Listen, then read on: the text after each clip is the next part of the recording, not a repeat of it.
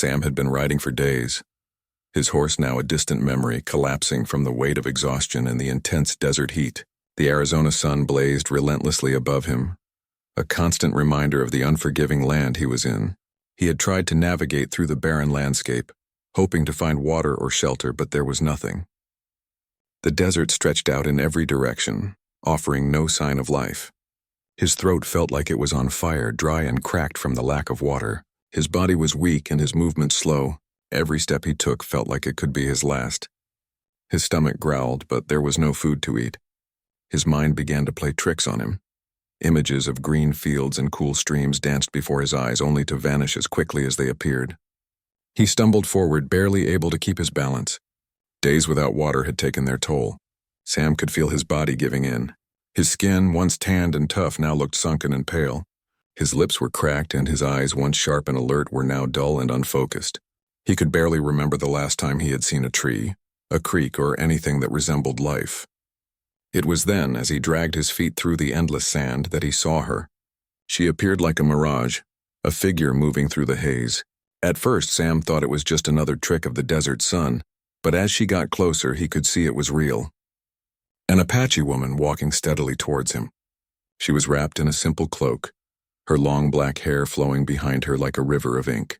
Her face was strong, but her eyes were soft, full of understanding and a quiet sadness. Sam tried to call out, but his voice was weak, barely a whisper. His body felt like it was being pulled down into the sand, his energy spent. The woman approached him, her gaze never leaving his. She didn't say a word at first, only watched him closely, as if assessing him, understanding his struggle. Sam's heart raced. Was she a figment of his imagination? Or had he truly found someone? She moved with a quiet grace, coming closer to Sam and kneeling beside him. Sam couldn't even lift his head to see her clearly anymore. His vision blurred from dehydration. She reached down, gently lifting his chin with one hand, inspecting his face. Sam wanted to say something, anything, but his throat was so dry that he could only cough weakly. The Apache woman took a step back and retrieved a small water pouch from her side. Sam's heart leaped. He thought he was finally going to get water. His dry lips parted as he prepared to drink, but instead of handing him the water, she did something entirely unexpected. She raised her cloak slightly, and there, under the shadow of the desert sky, Sam saw what he could never have imagined. A woman offering him what she had left, her own milk. It was a strange and surreal moment. Sam's mind barely grasped the reality of it. What was this? Why would she offer him such a thing? But he had no choice. His body was failing him, and this was all he had left. His heart pounded as he watched the woman, a stranger, offer something so personal. Desperation outweighed the confusion, and slowly Sam drank. The milk was warm, and though it wasn't the cool, refreshing water he had longed for, it was nourishment, something he hadn't had in days. At first, he could hardly believe it was happening. It felt like a dream, but as the milk slid down his throat, Sam felt a flicker of strength in his body, something he hadn't felt in days. His vision cleared slightly. His dry mouth no longer felt like sandpaper, and the ache in his body lessened. The Apache woman watched him with calm, steady eyes. She wasn't speaking, there were no words to be exchanged. She simply watched as he drank, offering nothing more than her silent presence. There was a warmth in the moment, an unspoken understanding that passed between them. Sam realized that this woman wasn't just helping him for any reason. She wasn't looking for anything in return. She was simply giving what she had, and that was all. When Sam had drunk what she had offered, he felt a momentary peace. His body, though still weak, no longer felt like it was slipping away. It was as if her act of kindness had bridged the gap between life and death, giving him a second chance. He looked up at her, his eyes grateful but too exhausted to speak. The woman nodded slightly as though she understood his silent thanks. Without a word, she stood and helped him to his feet, guiding him away from the spot where he had collapsed. Sam could barely stand, but with her help, he was able to shuffle toward her small shelter nearby. It was a humble place, nothing grand or comfortable, but it offered shelter from the blistering sun and the harsh winds that picked up in the late afternoon. She led him inside, where Sam collapsed on a small cot, too weak to do anything but close his eyes and let the world around him fade into oblivion. He drifted in and out of consciousness as the hours passed. Each time he woke, he felt a little stronger. His parched lips weren't as cracked, and the burning pain in his stomach had subsided somewhat. He knew it wasn't a miracle, but it was the first real sign that he might survive this desert ordeal. Her milk had kept him alive, and Sam could never have expected such a turn in his fate. As the sun set and the desert grew colder, Sam felt the first true comfort he had in days. He wasn't alone anymore. The Apache widow had saved him, not just with her milk but with her quiet, humble strength. Sam was alive because of her, and for the first time in what felt like forever, he allowed himself to rest. He didn't know what would happen next, but for now he was alive. The desert, which had once felt like an endless stretch of hopelessness, had been softened by the kindness of a stranger. Sam had learned in that brief moment that survival wasn't always about what you could do for yourself, but sometimes about accepting help from someone who cared.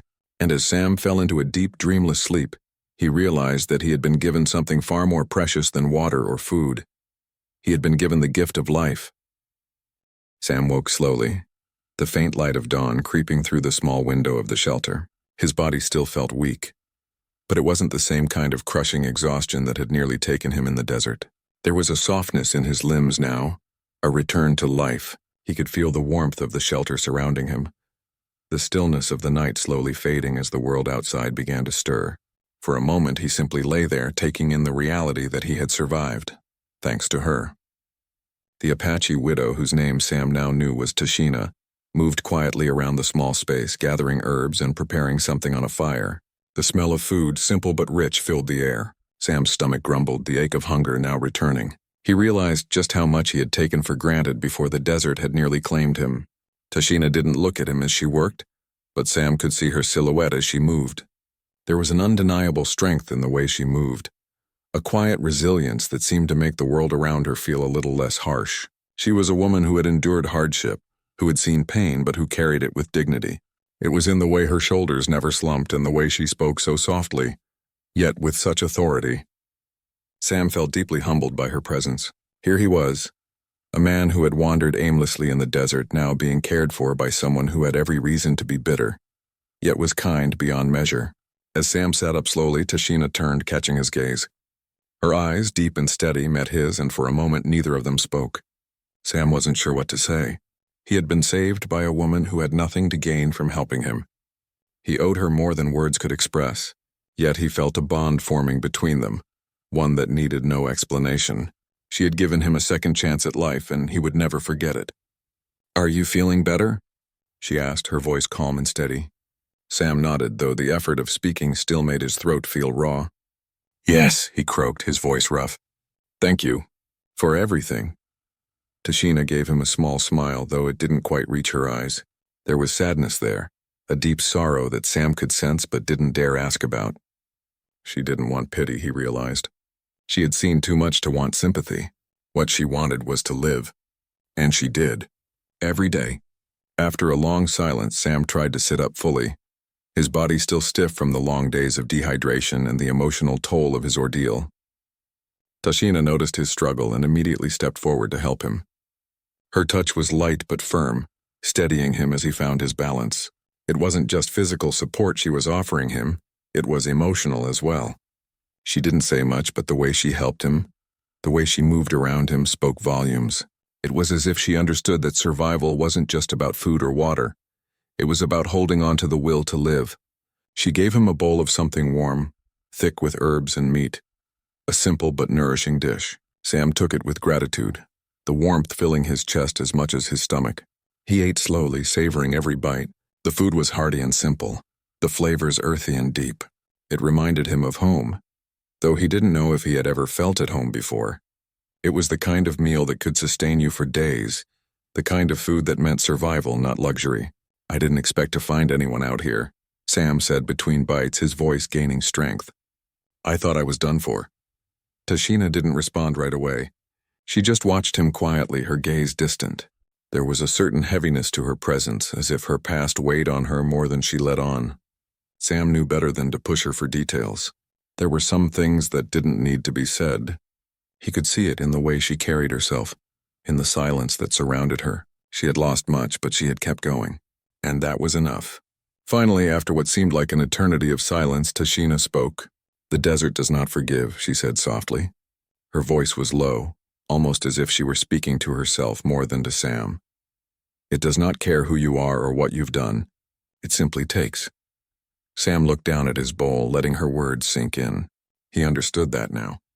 The desert wasn't a place that cared for your struggles, your regrets, or your past. It was a place where only the strong survived. But strength, Sam realized, wasn't just about physical power. It was about knowing when to lean on someone else, when to accept help, and when to let go of your pride. "Do you miss them?" Sam asked, unsure if he should even bring it up, but feeling the need to understand more of her story. "Your people?" Tashina paused, her hand stilling as she set down her bowl. She looked at Sam, her eyes softer now, the weight of her history clearly visible. Her gaze seemed to search for something in his expression before she responded. "I miss my family," she said, her voice quiet but steady. "I miss the life we had before the raids, before the settlers came." Sam nodded slowly. He could see the pain behind her words, the quiet ache that she carried. It wasn't just the land she had lost. It was the people, the culture, the community. The desert wasn't just a physical place. It was a memory of what once was, a reminder of all that had been lost. Yet Tashina survived day by day with nothing but her own resilience and the strength that came from within. She didn't need to say anything more, and Sam didn't push her to. The silence that fell between them was enough. It was a silence of understanding, of shared hardship. Sam had found a kindred spirit in this woman, someone who understood what it meant to endure, to keep moving forward no matter the obstacles. As the days passed, Sam's strength grew. Each day, Tashina helped him, never asking for anything in return. She taught him how to forage in the desert, how to find water, how to navigate the harsh landscape with the kind of skill that only someone who had lived in the desert her whole life could possess. Slowly but surely, Sam began to feel like himself again. The sharp edge of hunger and thirst was fading, and with each passing day he grew more certain that he could leave, that he could return to the world beyond the desert. But leaving wasn't so simple. Tashina had saved him, not just from death, but from the loneliness of the desert. She had given him something that he had long lost, hope. And though Sam knew he had to leave eventually, he also knew he would never forget the woman who had saved his life, the woman who had shared not only her milk, but her strength and her story. As he packed his things to leave, Tashina stood by, watching him quietly. He turned to her, the words of thanks no longer enough to express what he felt. She simply nodded, a faint smile on her lips. No words were needed. The bond they shared, forged in the desert's harshness, was something deeper than words could ever capture.